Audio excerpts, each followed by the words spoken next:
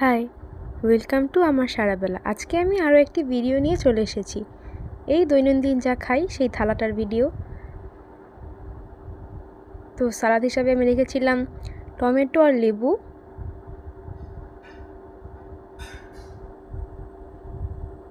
সাথে ছিল পেঁয়াজ,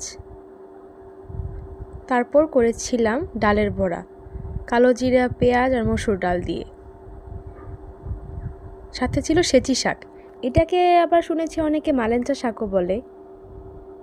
আর ছিল